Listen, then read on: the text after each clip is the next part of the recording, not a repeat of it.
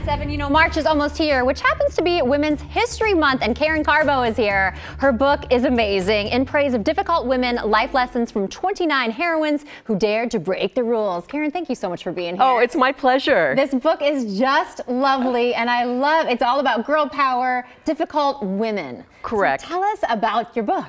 Well, you know, it's interesting. As I started writing it, there's 29 women who lived in the 20th century and the 21st century. And it's amazing because it doesn't take a lot to be a difficult woman. It turns out if you are more interested in what you think about your own self and your own passions, and you're less interested in pleasing others, that you risk being called difficult. So difficult is a good thing. It's a good thing, yes. And I think we all need to embrace it. We need to own it, and if someone says, you know, you're being difficult, we just need to say, yeah, what of it? Thank you. Thank you. Exactly. Now tell us about some of the life lessons in the book. Well, you know, it's interesting because I profiled 29 women, and here's the deal. We all need to be difficult in a way that suits our personality. Right. So I think a lot of times we think of difficult women and we think of somebody, you know, at the head of the parade, manning, you know, up there with the podium and the loudspeaker. But not all difficult women are extroverted. A lot of times with our actions, we can show, you know, that we're stubborn, that we're determined. You look at somebody like Jane Goodall, who was one of my favorites, who, you know, sort of went into Africa and very quietly redefined what it was to be a human being through her studying the chimpanzees in the wild. So one of the things that is very interesting is that we can all be difficult, you know, in our own way. In our own way. And you also highlight, I know, J.K. Rowling. So why did you choose her? Well, you know, J.K. Rowling is very interesting. I mean, obviously, I believe, you know, I could be wrong, but I think she's the most successful author who's alive today. Sure, yes. I believe she's richer than the Queen of England. She has a huge following. She does. So someone like J.K. can just, you know, she's a writer, she lives to write, she can just write her books, and yet she goes on Twitter and she gets things stirred up. Yeah, she does. You know, she upsets people. Yes. In a very difficult way, and she's quite sharp-tongued, which, you know, we get that a little bit in Harry Potter. Yes. But she's a woman, I mean, really, she is an icon. She's a beloved icon. There is no reason for her to step out and make waves and cause trouble.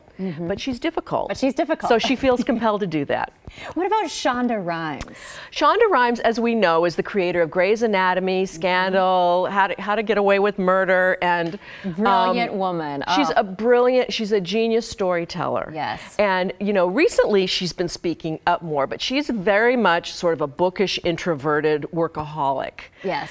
And she owns Thursday night. And I think the thing is about her, and oftentimes women, like when we achieve something, it's like, oh, that's okay. You know, I've succeeded. I've fulfilled some of my ambition, but I don't want to have it all. And I feel like Shonda Rhimes would be happy to own Wednesday night, Friday night, Netflix, Amazon Prime. The whole shebang. Right. She is ambitious, and she's smart, and she makes no bones about it. And what's a lesson we could learn from Liz Taylor?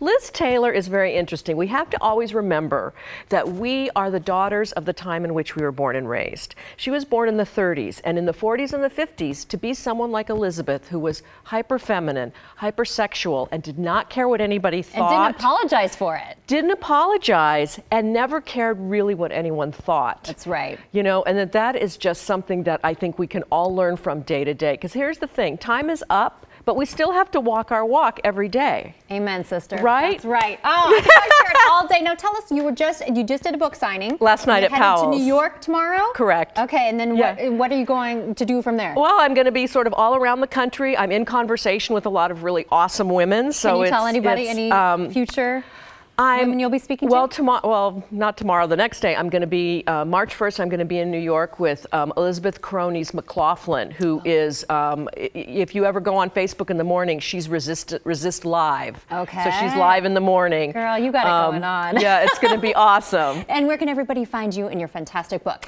KarenCarbo.com.